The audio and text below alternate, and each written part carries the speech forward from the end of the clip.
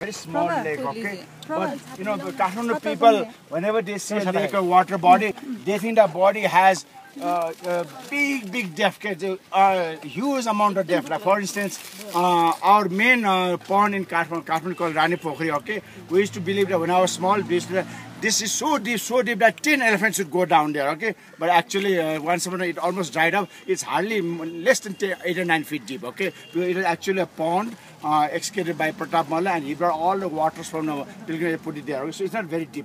Now, this is also not very deep area, okay? But when I was a child, I thought it is so deep, because the story behind that is that when Manjusri, okay, when he caught that stuff, the Tibetans have a bad habit of Tibetans and Rautis, okay, because there is such cold area, they never take bath, okay. They never take bath, and they have their long hairs, etc. Right? So when he saw this nice pool of water, he said, "Wow, what a wonderful place to take bath, etc." Right? And he caught that stuff, right? He said, once he caught us, I'm going to take a bath, right? And he dived, he dived into water, and when he dived all in his hair, right? His hair wall of Jatal, all kinds of wildlife right there. Okay? I said, "Oh, it's so cold, let us out," right? And he said, "Okay, what is all wildlife?" Sub Zumra, lice, eh? And he said, "Okay, I'm going to cut all this hair."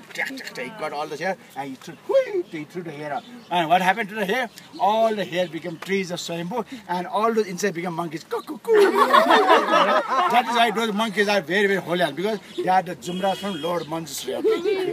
Now, at the time, when the water came out, right, the water had a lot of those very mythological animals. One of the mythological animals was a snake, the god of snake, Karkotak Naraz. Karkotak Naraz means that snake king, which is so dirty, it's full of sores, which is full of sores, right? It's full of very ugly, okay? But it's very rich and it's very powerful, okay? And he had a very beautiful Nagaraj wife, right? But unfortunately, that Nagaraj wife had a little eye problem, and they could not cure the eye problem, right? So one day this Nagaraj, he turned himself into a man. He came looking around for medicine, and he went into one of the tantric doctors of the Patna area, and he got a medicine, right? He got a medicine, and he said, okay, and he said, he brought a doctor. He said, "Come to my place, my wife is sick," right? So he took him to the river, and they jumped into the river. He went there, and there was a big palace inside this tower, right? And he cured the river. He said, "Okay, you did very well. Now I'm going to give a prize. What?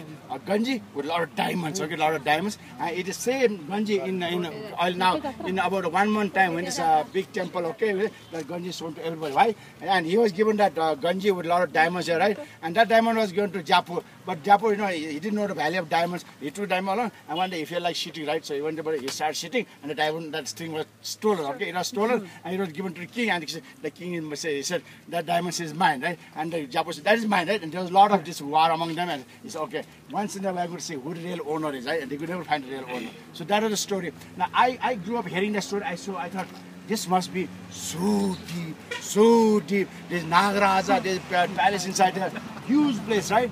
And that was the culture of Poitiba. When I went to St. James in grade 9, okay, in grade 9, up to grade 9 we had science. In grade 9 we had a practice for Cambridge, so we had to physics, chemistry, biology together. So we had a foreign teacher at the time, okay, his name was Brian.